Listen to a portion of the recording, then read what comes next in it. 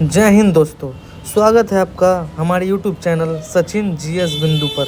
दोस्तों मैं आज बताना चाहता हूं कि आज से हम अपना डेली करंट अफेयर श्रृंखला जो है वो प्रारंभ करने जा रहे हैं। तो आज हम 17 सितंबर का महत्वपूर्ण जो भी घटनाक्रम है वो हम देखेंगे। ठीक है, तो हमारे साथ बने रहें डेली करंट अफेयर 20 मिनट में देखने के लिए। ठीक है, अनदर सब्जेक्ट भी हमको पढ़ने होते हैं, तो 20 मिनट में आपको हम इम्पोर्टेंट जो भी करंट अफेयर्स हैं वो बता देते हैं। तो पहला जो करंट अफेयर है कि 2027 का जो SCO का मेज़बानी है ना, वो करेगा पाकिस्तान। नल्ला पाकिस्तान क्या कर रहा है? SCO का मेज़बानी कर रहा है। तो SCO के बारे में हम थोड़ा जान लेते हैं कि इसका इतिहास क्या है। तो SCO का अस्तित्व 1996 से माना जाता है और देखा जाता है। ठीक है, तो SCO जो है 1996 में संघाई में 5 संस्थापक देशों के साथ स्थापना की गई थी। तो इसमें कौन कौन थे? इसमें था चीन, रूस, कजाकिस्तान, तजाकिस्तान और किर्गिस्तान। ठीक है, और 2001 में छठा सदस्य बना उज्बेकिस्तान। तो उज्बेकिस्तान बना तो मिडिल ईस्ट के बस तुर्कमेनिस्तान को छोड़कर बाकी सदस्य संघाई के भी सदस्य हैं, बाकी देश संघाई के भी सदस्य हैं। 2017 में जब इसका बैठक हुआ तो उसमें इंडिया और पाकिस्तान को सदस्य के रूप में मान्यता दिया गया। ठीक है, जो कुल सदस्य 18 हो चुके थे, और 9वां सदस्य ईरान को बनाया गया। और हाल ही में जो कजाकिस्तान 2024 में बैठक हुआ SCO का, उसमें बेलारूस को 10वां सदस्य के रूप में मान्यता दी गई है। तो जो बैठक है, जो भी SCO की बैठक होने वाली है 2025 में होगा कहाँ? चीन में। इस बार कहाँ हो रहा है? चीन में। 2026 में होगा किर्गिस्तान में। और 27 में जो होगा, जो अभी घोषणा हुई है, 27 में क्या होगा? पाकिस्तान में 27 में इसका बैठक होने जा रहा है। और भी महत्वपूर्ण संगठन जिसका हम बैठक देखते हैं, जो बहुत इंपॉर्टेंट है एग्ज़ाम के पॉइंट ऑफ व्यू से, तो G7 2025 का जो बैठक है, जो इस बार जो मोदी जी गए थे कनाडा, वहाँ पे G7 का बैठक हुआ था। तो अभी जो ये बैठक केमा था, 51 बैठक था ये। तो 52 जो बैठक होने वाला है G7 का, वो कहाँ होगा? वो होगा आपका फ्रांस में। तो इसको आप याद रखेंगे कहाँ होगा? फ्रांस में। G20 2025 का जो बैठक होगा अभी, वो जोहान्सबर्ग में। ठीक है, जोहान्सबर्ग में क्या हो रहा है? G20 2025, इससे पहले कहाँ हुआ था? ब्राज़ील में। अब हो रहा है कहाँ? G20 का बैठक जोहान्सबर्ग में, दक्षिण अफ्रीका में। ठीक है, ब्रिक्स का 2025 का जो बैठक है वो ब्राज़ील में हुआ था। ब्रिक्स 2025 कहाँ हुआ था? ब्राज़ील में। ठीक है, जो 17वां बैठक था, 17वां बैठक था। और 2026 में जो बैठक हो रहा है 18वां ब्रिक्स का, वो भारत में होगा। और ये वेरी इंपॉर्टेंट है। ठीक है, 18वां बैठक कहाँ हो रहा है? ब्रिक्स का भारत में हो रहा है। बिम्स्टेक तो आप देखे ही थे थाईलैंड में, बिम्स्टेक थाईलैंड में, और आसियान लाओस में। आप हमको कमेंट में ये बताएं कि जो नॉन अलायंस मूवमेंट है, नॉन अलायंस मूवमेंट का जो बैठक है 20वां बैठक है, वो कहाँ होगा? जो 2027 में होने वाला है। क्योंकि युगांडा में जो हुआ था 19वां बैठक, 19th बैठक, वो BPSC ने अपने एग्ज़ाम में पूछा है, जो युगांडा में हुआ था। ठीक है, तो ये भी एक इम्पॉर्टेंट है पॉइंट ऑफ व्यू से, ये कहाँ होने वाला है। ठीक है, अगला हम देखते हैं कि अभी छोटे जो खबर है बीच में आएंगे, वो भी इम्पोर्टेंट, आप उसको भी ध्यान रखेंगे। जो भूतापीय संयंत्र है ना, जो पूर्णतः स्वदेशी बनाया गया भारत का पहला, वो 50 किलोवाट का है। कहाँ पे? अरुणाचल प्रदेश में भारत का पहला पूर्णतः स्वदेशी 50 किलोवाट भूतापीय संयंत्र का स्थापना किया गया। ये आप ध्यान में रखेंगे। ठीक है, अगला जो पॉइंट है वो है फ्रीडम एज, यानी एक्सरसाइज को लेकर सैन्य अभ्यास है फ्रीडम एज। तो ये नॉर्थ कोरिया को काउंटर बैलेंस करने के लिए, ठीक है, 3 देश मिलकर फ्रीडम एज सैन्य अभ्यास कर रहे हैं, जो साउथ कोरिया के जूजू द्वीप पर किया जा रहा है। तो 3 देश इसमें कौन कौन शामिल है? तो USA, साउथ कोरिया और Japan. USA, south Korea, Japan. ठीक है, ये फ्रीडम एज अभ्यास में जुड़े हुए हैं। तो आप याद रखेंगे फ्रीडम एज अभ्यास किसके बीच में? USA, साउथ कोरिया और जापान के बीच में हो रहा है, और आयोजन भी साउथ कोरिया में हुआ है। अगला एक हुआ था पैसिफिक रीच एक्सरसाइज 2025, जो नेवल एक्सरसाइज था, वो हुआ था कहाँ? सिंगापुर में हुआ था। ठीक है, इसमें भारत की ओर से INS निस्तार, यानी इंडियन नेवल शिप निस्तार शामिल हुआ था। तो आप याद रखेंगे पैसिफिक रिसर्च एक्सरसाइज भी कहाँ हुआ है? सिंगापुर में। अभी नासा ने भी एक ट्रेसर मिशन अपना लॉन्च किया था, उसमें पृथ्वी की चुंबकीय सुरक्षा का अध्ययन किया गया था। तो ट्रेसर मिशन किसके लिए था? नासा। अभी SIR का मुद्दा बिहार विधानसभा चुनाव से संबंधित अभी है। ठीक है, तो हो सकता है SIR का फुल फॉर्म पूछ ले, तो इसमें क्या है? स्पेशल इंटेंसिव रिव्यू, SIR का फुल फॉर्म है। ठीक है, तो 2 आपको पता चल गया पॉइंट इंपॉर्टेंट। तीसरा पॉइंट आपका है कि अभी जो FIDE ग्रैंड स्विस टूर्नामेंट 2025 हो रहा है उज्बेकिस्तान में। ठीक है, उज्बेकिस्तान में जो हो रहा है, तो आपका FIDE ग्रैंड स्विस टूर्नामेंट 2025, तो उसमें महिला वर्ग की जो विजेता बनी है ना, वो भारत से वैशाली रमेश बाबू। वैशाली कौन बनी है? रमेश बाबू बनी है, जो भारत की कितने नंबर की ग्रैंड मास्टर थी? 84 नंबर की ग्रैंड मास्टर थी, जो चेस से संबंधित है। चेस से संबंधित है। ये जो 2025 का जो ये हुआ है आपका टूर्नामेंट, ग्रैंड स्विस टूर्नामेंट, इसका 2024 का विजेता भी आपका कौन बनी थी? वैशाली रमेश बाबू। तो ये दूसरी बार लगातार विजेता बनने वाली पहली महिला खिलाड़ी है। ये इंपॉर्टेंट है, ये पूछ सकता है, ठीक है। वैशाली रमेश बाबू के बारे में आप ध्यान रखेंगे। इसके अलावा भी हुआ था शतरंज का जो एग्ज़ाम, आरओ के एग्ज़ाम में ये सवाल पूछा गया था कि विश्व शतरंज चैंपियनशिप 2025 है वो किसके बीच हुआ था? तो डी गुकेश और डिंग लिरेन, चीन का डिंग लिरेन के बीच हुआ था। तो ये जीता था किसने? डी गुकेश ने। तो कौन जीता है? डी गुकेश ने जीता है, ठीक है। डी गुकेश ने जीता है, आप ये ध्यान रखेंगे, ठीक है। इसके अलावा भी महिला शतरंज विश्व कप हुआ था। फीडे महिला शतरंज, फीडे संस्था है जो शतरंज कप करवाती है, ठीक है। तो फीडे महिला विश्व शतरंज कप कहाँ हुआ था? टूर्नामेंट हुआ था जॉर्जिया में हुआ था। ये टूर्नामेंट कहाँ हुआ था? जॉर्जिया में टूर्नामेंट हुआ था। और इसमें कौन जीता था? दिव्या देशमुख। दिव्या देशमुख जीता था और कोनेरू हम्पी वो विजेता रहेगी थी। तो इसको उलट के दे सकता है, इसलिए आप याद रखेंगे दिव्या देशमुख के बारे में कि दिव्या देशमुख जीती है कोनेरू हम्पी। आप कमेंट में बताएंगे कि कितने नंबर की ग्रैंड मास्टर थी अपनी, ठीक है। तो दिव्या देशमुख, ये इम्पोर्टेंट है। जो फीडे का शतरंज विश्व कप 2025 हो रहा है, वो 2025 में जो हो रहा है फीडे शतरंज विश्व कप, वो भारत के गोवा में आयोजित करवा जाएगा। यही नवंबर में, नवंबर के मिड नवंबर में आपका ये आयोजित किया जाएगा, ठीक है। तो आप इतने चीज़ शतरंज से याद रखेंगे। तीसरा इम्पोर्टेंट ये प्रश्न था, ये आने का संभावना है। तो अभी जो एक और है, जो पहला दृष्टिबाधित जो महिला विश्व कप है ना, क्रिकेट से संबंधित है ये, ठीक है। क्रिकेट से संबंधित है, वो कहाँ हो रहा है? दिल्ली और बेंगलुरु में। दिल्ली यानी भारत में ये पहली बार हो रहा है। अब भारत में पहली बार पुलिस का खेल भी हो रहा है 2029 में, ठीक है। तो इसमें जो महिला विश्व कप है, इसकी जो कप्तान है वो कौन है? दीपिका। दीपिका नाम है। तो ये पूछ सकता है कि इसका आयोजन कहाँ हो रहा है? तो दिल्ली और बेंगलुरु में हो रहा है, ठीक है। और अभी महिला रैंकिंग आया है क्रिकेट को लेकर, तो स्मृति मंदाना पहली है और बुमराह आपका मेल में पहले हैं, ठीक है। चौथा, अभी देखिए आर्द्र भूमि पर एक रामसर कन्वेंशन हुआ था। आपको पता है 1971 में ईरान के रामसर स्थल पर आपका आर्द्र भूमि को संरक्षित करने के लिए रामसर कन्वेंशन लाया गया था। तो अभी इसका COP15 का बैठक हुआ है, वो हुआ जिम्बाब्वे में। जिम्बाब्वे में COP15 का बैठक अभी हुआ है, ठीक है। तो आप याद रखेंगे। अभी पेशा के तहत अभी पेशा उत्कृष्टता केंद्र भी खोला जा रहा है। पेशा इंपॉर्टेंट है। जनजातीय क्षेत्र में पेशा अधिनियम होता है, तो आप बताएं किस समिति के तहत? किस समिति के तहत? तो ये कौन सी समिति थी? दिलीप भुड़िया समिति। दिलीप भुड़िया समिति के तहत पेशा अधिनियम को लागू किया गया था, ठीक है। पेशा अधिनियम को लागू किया। इसका उत्कृष्टता केंद्र, अभी इसको और अच्छे से लागू करने के लिए उत्कृष्टता केंद्र बनाया जा रहा है। कहाँ? भोपाल में। भोपाल में इसका जो कोलैबोरेशन है IGNTU और भारत सरकार के बीच में, ठीक है। तो आप ये बीच में डोज याद रखेंगे। चौथा जो हमारा प्रश्न है आज का, वो है कि अभी जो नवीन और नवीकरणीय ऊर्जा मंत्रालय है, उसने ऊर्जा पर पहली बार राष्ट्रीय नीति का अनावरण किया है, ठीक है। तो ये इसका सवाल हो सकता है कि किस ऊर्जा पर? तो ये है आपका भूतापीय ऊर्जा, ठीक है। भूतापीय ऊर्जा पर, ठीक है, जो 15 सितंबर 2025 से लागू हो गया है, ठीक है। भूतापीय ऊर्जा पर ये इंपॉर्टेंट प्रश्न है। तो भूतापीय ऊर्जा का उद्गम कहाँ से होता है और कैसे हम इसको अपने उपयोग में लाते हैं, वो समझना जरूरी है। तो ये मान लीजिए कि पृथ्वी का ये स्थल है, लिथोस्फीयर है पृथ्वी का, ठीक है। हम क्या करते हैं कि इसके अंदर एक पाइप डाल देते हैं, उसके बाद क्या करते हैं, जो जल होता है, पानी जल है, इसमें जल डाल देते हैं, ठीक है। वाटर डाल देते हैं, इसमें वाटर डाल देते हैं। हमको पता है कि गहराई में नीचे जाने के साथ तापमान क्या होता है? बढ़ता है। तापमान पृथ्वी, आप बताएं कितने गहराई पर जाने पर कितना तापमान बढ़ेगा? कमेंट में ज़रूर बताएं, ठीक है। ताप बढ़ता है, ताप बढ़ने से क्या होगा? पानी जो है वेपर बन जाएगा, यानी भाप बन जाएगा। और यहाँ हम लगा देते हैं टरबाइन लगा देते हैं, ठीक है।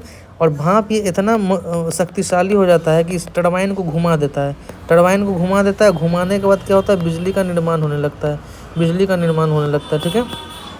तो ये भूतापीय ऊर्जा को हम लोग बिजली बनाने के लिए इस तरह उपयोग करते हैं।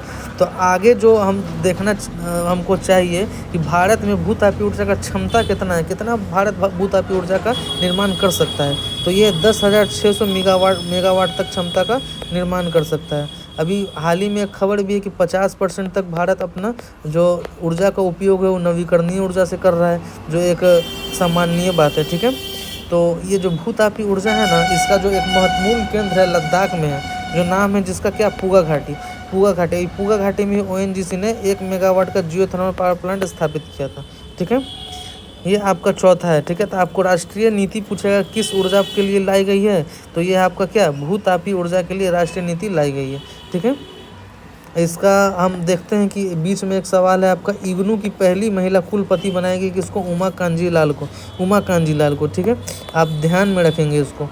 अगला सवाल है कि सर्वोच्च न्यायालय ने किसे पोस्ट अधिनियम से बाहर मानने का आदेश दिया। ठीक है, तो पोस्ट अधिनियम से बाहर मानने का, अभी एक याचिका दायर की गई थी सुप्रीम कोर्ट में, और कहा गया था कि पॉलिटिकल पार्टी का जो कार्यालय है, जो उनका ऑफिस है ना, उसमें महिलाओं के साथ यौन शोषण होता है।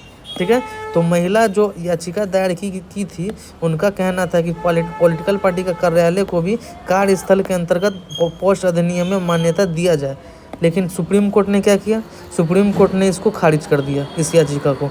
उनका आधार क्या था, उनका कहना था कि जो पॉलिटिकल पार्टी का जो कार्यालय है वो कार्यस्थल में नहीं आ सकता। क्यों नहीं आ सकता, क्योंकि वहाँ आप रोजगार के लिए नहीं जा रहे हैं, वहाँ आप अपनी इच्छा के लिए जा रहे हैं, वहाँ आप नौकरी करने नहीं जा रहे हैं। ठीक है, इसलिए क्या किया, सुप्रीम कोर्ट ने इस याचिका को खारिज कर दिया।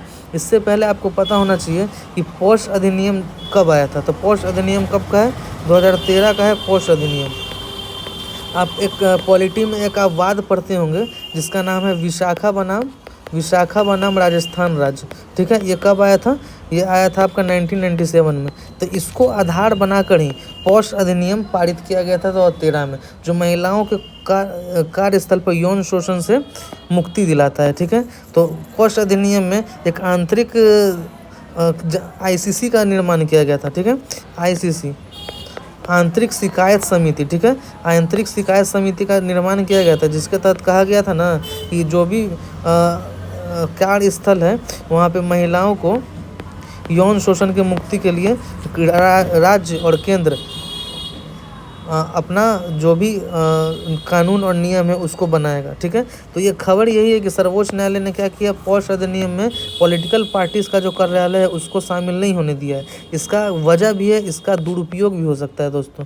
इसका दुरुपयोग कैसे होगा, जिस महिला को टिकट चाहिए, किसी पार्टी का टिकट चाहिए या कोई पद चाहिए, ठीक है, उसके वो महिला क्या कर सकती है, पॉलिटिकल पार्टी में दावा कर सकती है कि मेरे साथ क्या किया गया है, यौन शोषण किया गया है। तो इसको भी ध्यान में रखते हुए सर्वोच्च न्यायालय ने निर्णय दिया है कि पॉलिटिकल पार्टी को नहीं शामिल किया जा सकता कार्यस्थल के रूप में। ठीक है, तो आप इस खबर को याद रखिएगा, बहुत इंपॉर्टेंट है, ये BPSC मेंस में ही पूछ सकता है।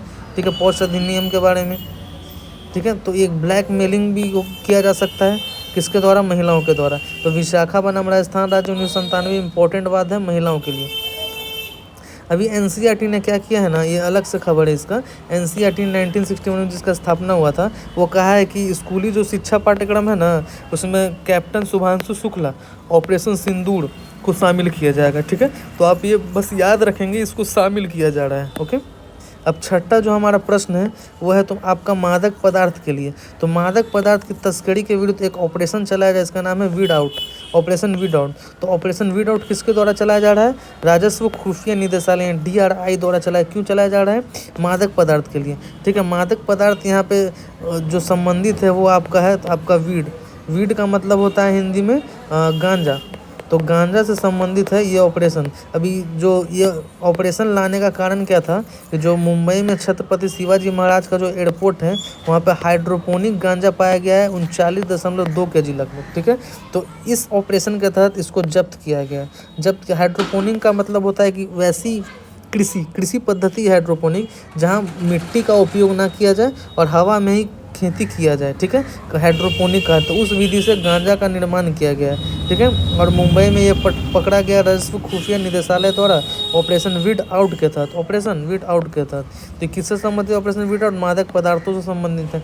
ठीक है, जो इस पदार्थ के में संलिप्तता जिसका पाया जाता है उसको NDPS एक्ट के तहत उस पर कार्रवाई की जाती है 1985 की।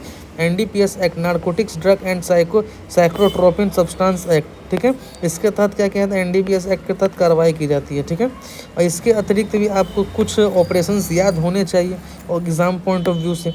तो ऑपरेशन काल नेमी है, ये जो फर्जी संत थे जो उत्तराखंड में, उसके विरुद्ध चलाया गया था। ठीक है। ऑपरेशन चक्र है, सीबीआई द्वारा अमित शाह जी ने के घोषणा के साथ सीबीआई द्वारा साइबर धोखाधड़ी के लिए ऑपरेशन चक्र सीबीआई द्वारा चलाया गया है। ठीक है, वो आपका है दूसरा ऑपरेशन है वो। ऑपरेशन संस्कार राजस्थान, ऑपरेशन संस्कार राजस्थान में चलाया गया। ऑपरेशन सहयोग मणिपुर में चलाया गया ऑपरेशन सहयोग। ठीक है। अभी सतत कृषि दिवस मनाया जा रहा है 7 अगस्त को महाराष्ट्र के द्वारा। महाराष्ट्र ने घोषणा की है कि 7 अगस्त को वो क्या बनाएगा, सतत कृषि दिवस मनाएगा। और दिव्य दृष्टि अभ्यास सिक्किम में आयोजित किया गया है। ठीक है। अगला देखते हैं खबर, हम 7वां नंबर का प्रश्न देखते हैं। अभी ये इम्पोर्टेंट है बिहार के लिए, बिहार में जो एग्ज़ाम हो रहे हैं, क्योंकि जो छात्र नवाचार के लिए एक इंस्पायर मानक अवार्ड 2025 दिया जाता है, अवार्ड दिया जाता है 2025 में जो दिया गया है छात्र नवाचार के लिए, उस पर शीर्ष पे था कौन, मुजफ्फरपुर।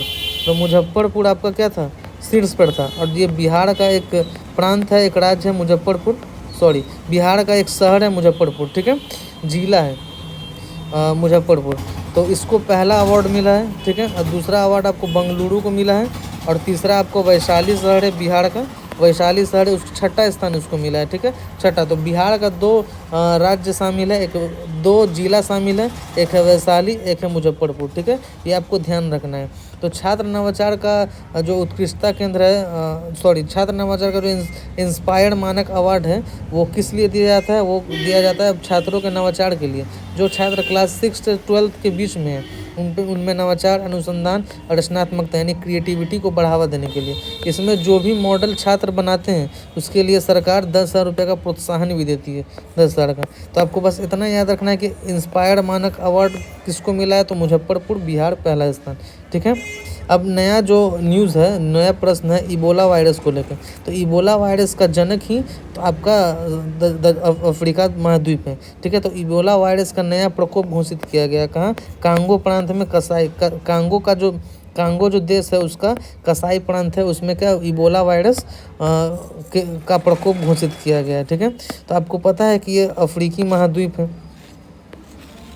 अफ्रीकी महाद्वीप है। ठीक है, यहाँ पे कांगो देश है, यहाँ कांगो जायरे है, यहाँ कांगो देश है, यहाँ कांगो जायरे है, यहाँ कांगो देश है। ठीक है, तो यहाँ से गुजरता है क्या, यहाँ से आपको पता है कि विषुवत रेखा गुजरती है, यहाँ से क्या विषुवत रेखा गुजरती है, और यहाँ से कांगो नदी गुजरती है जो विषुवत रेखा को काटती है 2 बार। ठीक है, तो अभी यहीं पे आपको क्या किया गया है, इबोला वायरस का प्रकोप को घोषित किया गया है। ठीक है, इबोला वायरस का वैक्सीन होता है एबेर्बो वैक्सीन। ठीक है, इबोला वायरस का वैक्सीन का नाम क्या है, एबेर्बो वैक्सीन, और वाहक इसका है फ्रूट बैट। ठीक है, फ्रूट बैट वाहक है।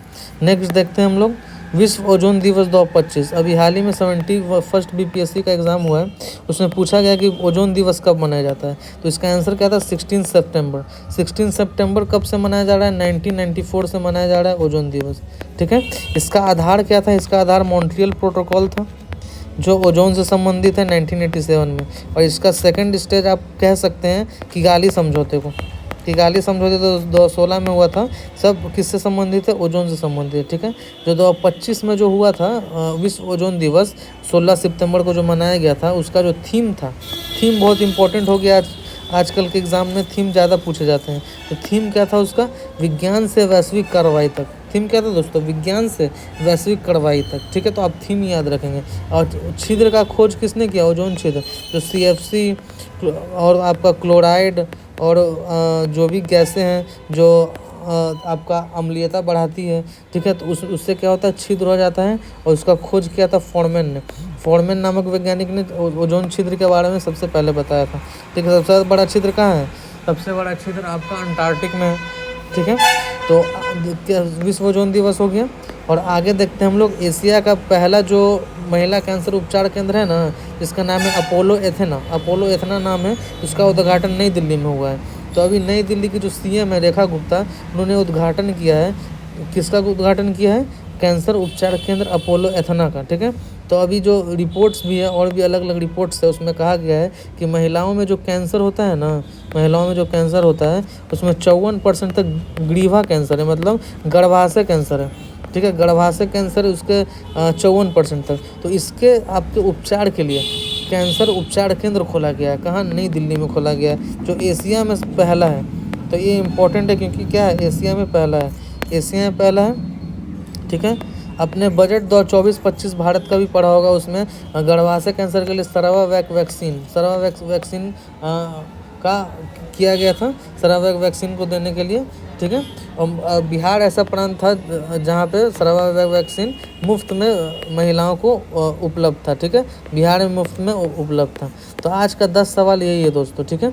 ये 10 सवाल है आपके लिए बहुत बहुत इंपॉर्टेंट है, आप इसे ध्यान में जरूर रखें या कॉपी में आप इसे नोट कर लें।